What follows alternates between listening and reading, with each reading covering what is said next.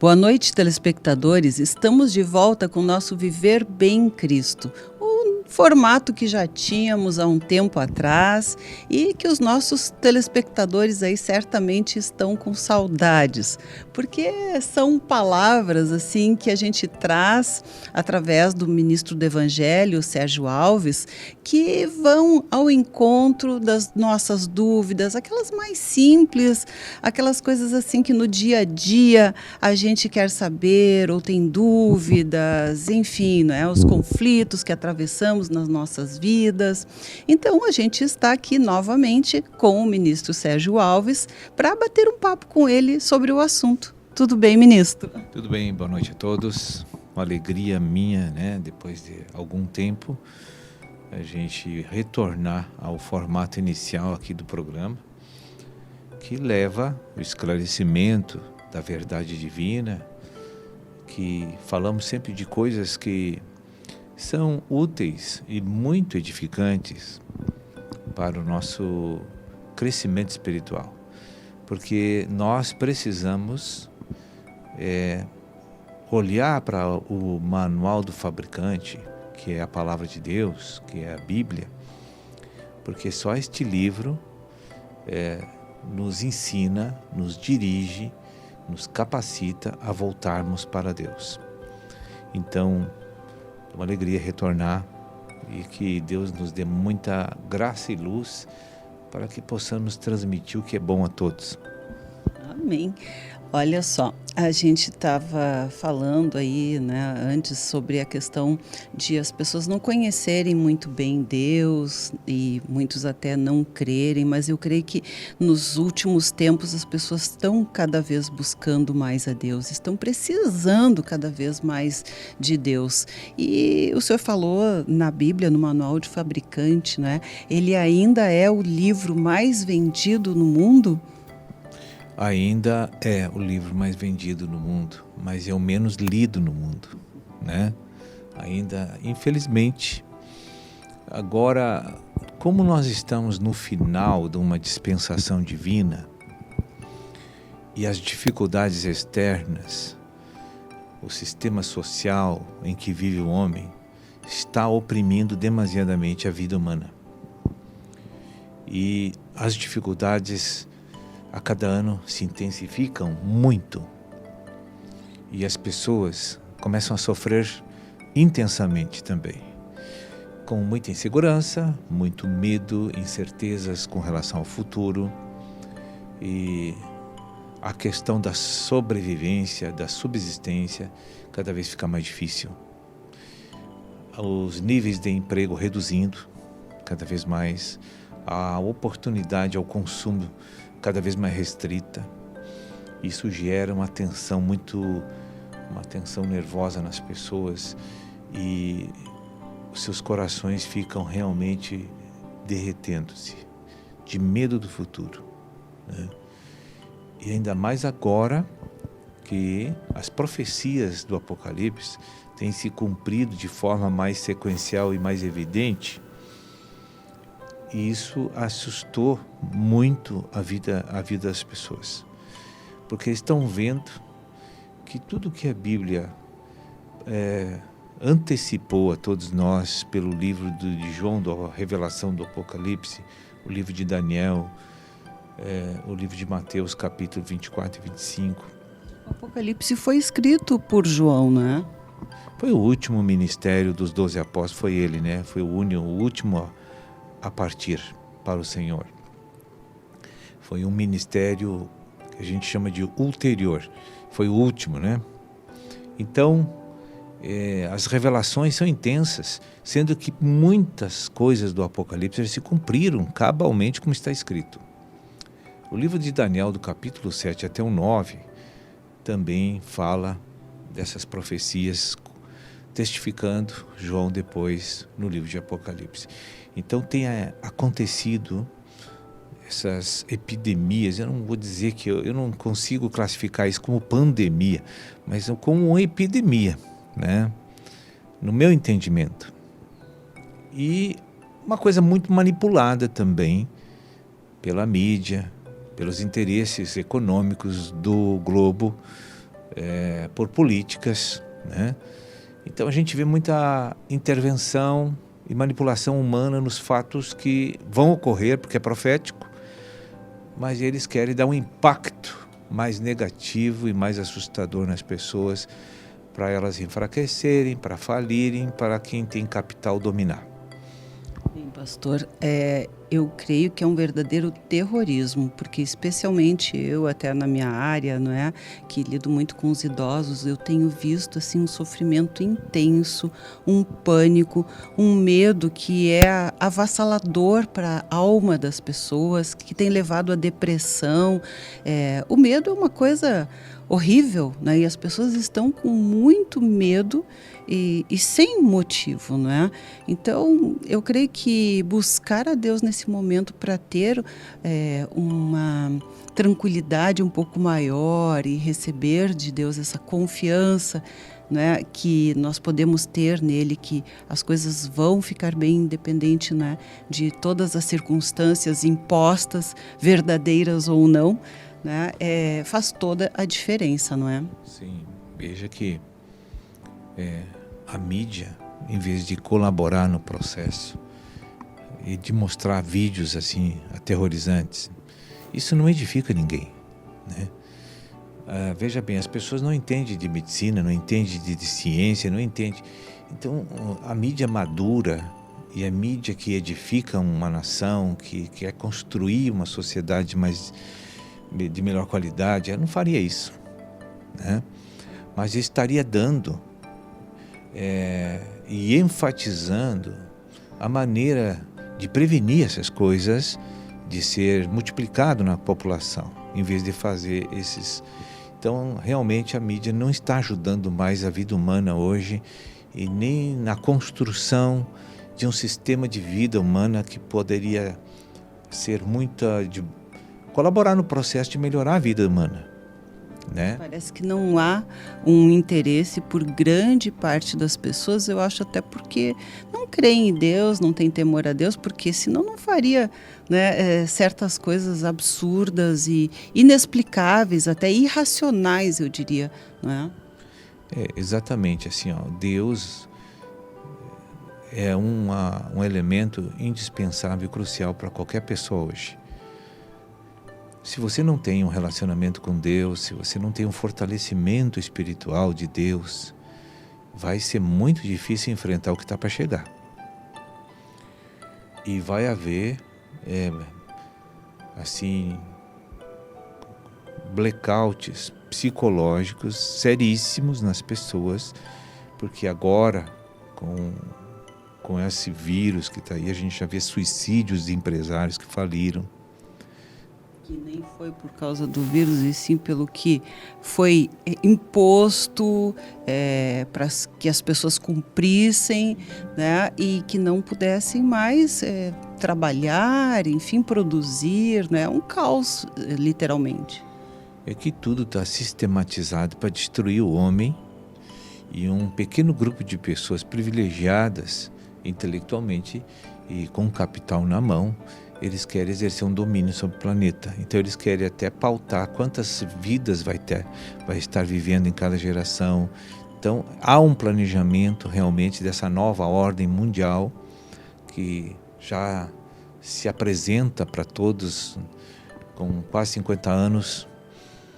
Mas até agora, graças a Deus, assim, as coisas não entraram naquele ritmo de vida insustentável. Nós estamos ainda vivendo um padrão bem tranquilo em relação ao que tem pela frente. Então, eu creio que vai haver uma busca generalizada de despertamento de fé para se chegar até Deus agora. Eu creio. Porque como as pessoas geralmente deixam Deus assim na caixinha de pronto-socorro, não é?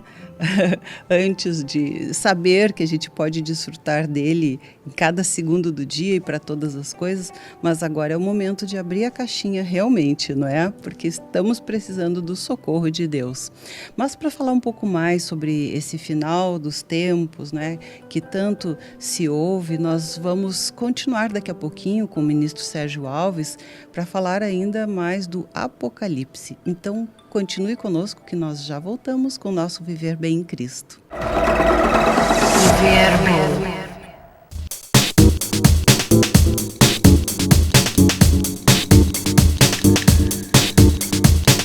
Voltamos e continuamos a conversar com o ministro Sérgio Alves, ministro do Evangelho, sobre um tema bastante atual, que é a situação que hoje nós estamos vivenciando no mundo todo e também no Brasil, né, acerca da questão desta virose, né, do coronavírus que surgiu aí como uma pandemia, mas que foi muito mais exacerbado no caso do Brasil, né, em termos de divulgação inverídica, né, do que realmente acontece. E essa imposição de medo tem realmente surtido efeitos catastróficos aí sobre as pessoas no sentido não só econômico, mas psicológico, emocional, não é? E o ministro Sérgio Alves nos falava há pouco que isso realmente já foi previsto, já está tudo escrito aqui, está mesmo, né? E segundo nós conversamos, e para quem conhece um pouquinho, né, são 7 selos do Apocalipse, isso, e estaríamos hoje já abrindo o 4º selo, né, do Apocalipse. Então eu queria que o senhor falasse um pouco sobre isso, o que são esses selos que fala no Apocalipse e especialmente no momento atual que já estaríamos, né, no 4º selo, bem adiantados aí. Esses selos já estão abertos desde o início do ministério terreno de Jesus Cristo na Terra. Naquela época que ele vivia, quando ele ressurgiu dos mortos, o primeiro selo foi aberto, que é o cavalo branco, né? Esse cavalo branco representa a pregação do Evangelho, da graça e do reino. Isso até Qual a diferença, pastor, Evangelho da graça e do reino? A graça trata da regeneração espiritual, do nascer da água e do espírito da pessoa. O batismo, no caso. Né? Trata de levar a salvação, o perdão e a vida eterna para a pessoa. Agora, o Evangelho do Reino, ele tem um poder divino de fazer a pessoa sair de uma natureza humana e caída e ser levado a ser uma pessoa cheia do Espírito Santo, com todas as virtudes divinas fluentes na sua vida, já agora nesta vida terrena. Ou seja, se tornando mais parecido com a natureza divina. Então, a pessoa que recebe essa transformação, quando ele vai trabalhar, quando vive em família, quando ele está no social, quando ele está na igreja, ele não tem como esconder essa natureza, porque ela é natural e espontânea esse fluir. Assim como quando estamos na vida carnal, nós não temos como esconder que somos carnais. Vai ser espontâneo e natural essa fluência, porque vem de uma natureza que está predominando no meu coração. Tá? Agora, se Deus predomina no meu coração, o que vai fluir vai ser as virtudes elevadas de Cristo. Então, toda a comunidade onde vivemos vai verificar que é diferente as coisas entre o carnal e o espiritual. Isso faz toda uma diferença, não é? O tipo de sentimento, comportamento, pensamento, não é? E o segundo selo? O segundo selo também. O primeiro está em evidência, está ainda operando toda seu encargo de informação, né? Ou seja, as pessoas ainda estão recebendo a graça e o reino. E o selo vermelho refere-se à guerra também. Guerra sempre teve no planeta. O selo vermelho é o segundo? O cavalo vermelho, né? É o segundo selo. São as guerras, são as mortes que há por causa da guerra, né? O sangue, né, vermelho, quer dizer, sempre na civilização humana está havendo guerras, sempre houve guerras, sempre vai haver guerras. Isso também está desde o início de Jesus. Muitos cristãos foram queimados, foram mortos, e nações guerreavam entre si. Isso nunca cessou no planeta. E o terceiro selo, né, que é o cavalo preto, é que traz a depressão econômica mundial, dificuldade econômica para todas as vidas da Terra. Já tivemos isso em 1929, né? Já aconteceu aquela derrocada da Bolsa de Valores dos Estados Unidos, onde todo o planeta entrou em dificuldade. Tivemos a depressão da guerra, da Primeira, da Segunda Guerra Mundial. Enfim, está operando, porque os selos eles acontecem simultaneamente. Ou seja, não é que um termina e abre, todos eles vão acontecendo juntos. Não é sequencial, né? Então aí, lá no capítulo 12 de Apocalipse, fala que um denário por 1 quilo de trigo, né, por um punhado de trigo, uma porção de trigo e uma porção de cevada.